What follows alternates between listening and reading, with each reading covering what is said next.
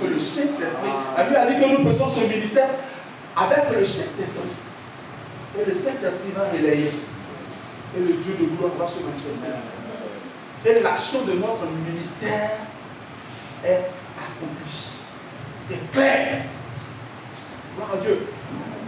Nous sommes des porteurs de la bonne nouvelle qui est que l'eau est venue par Jésus. Tu as la possibilité d'être lavé de cette eau. Et cela ne se fait qu'au nom de Jésus. Si tu es déjà baptisé dans une certaine église, ne doute pas. Dans la Bible, ceux qui ont été baptisés autrement qu'au nom de Jésus, ils sont rebaptisés. Parce qu'il n'y a pas un ministre qui est plus grand que Jean-Baptiste. Il ne s'appelle pas Jean-Baptiste. À cause du baptême qu'il fait là, qu'on l'a nommé Baptiste. Mais celui qui a eu sur son nom Baptiste, son baptême a été voué nul et non avenu. Parce que le baptême fait par l'eau qui est sortie du côté du type là, quand tu invoques son nom, ça se manifeste. Amen. Et les gens vont être baptisés dans Acte 19. Mais il n'y a pas quelqu'un qui peut venir devant le ministre de Dieu que vous êtes.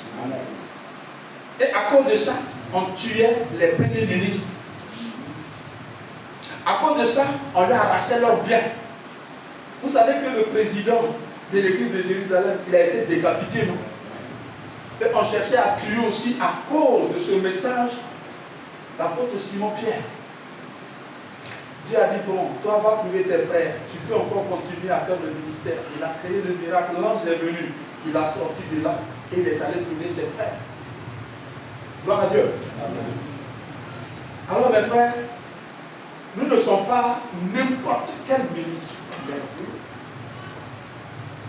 Nous sommes des ministres assermentés par Dieu au travers du Saint-Esprit. Quand tu es en train de partir là, ne regarde pas l'organisation. Ne regarde pas le pasteur avant le président et le conseil exécutif. Ne regarde pas le conseil national. Ne regarde pas Bethel, ton papa spirituel. S'il veut regarder moi, qui suis son père spirituel, là, ce lieu-là, ça n'allait pas exister. Pasteur, est-ce que à Belleville, l'église, ça va? Oui, quand même, Dieu, tu vas voir, ça va bien. Quand je venais là, c'est quelques frères, ils sont 15, 25. Mais aujourd'hui, ils sont 200. Alléluia. L'église est grande. Mais non, il y a un ministère qui est dans sa vie. Et quand le ministère s'exerce là, quand tu es en train de faire ce que tu es en train de faire, il y a une soif, tu n'es pas satisfait. Jusqu'à ce que tu commences ce que le Seigneur te demande de faire. Amen. Et puis tu l'exerces et tu avances. Il y aura l'adversité. Celui qui exerce son ministère, le ministère que Dieu lui a donné dans le droit chemin, et qui ne rencontre pas d'adversité, prie bien. Gloire à Dieu. Parce que ce n'est pas terrestre. Il y a ceux-là qui sont des ministres propres. C'est-à-dire, eux, ils regardent à 5 cm de leur visage. Et quand ils s'est mangé, ils cherchent les offrandes, les dons, les dîmes. Ça vient, ah, Dieu avec moi. Alléluia.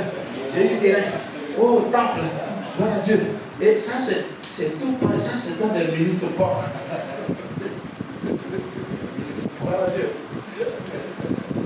Mais il y a des ministres lisses. Vous voyez le lisse?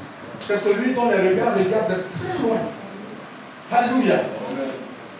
Il s'en va et regarde au bout là-bas. Gloire à Dieu. Si ça vient, il est content.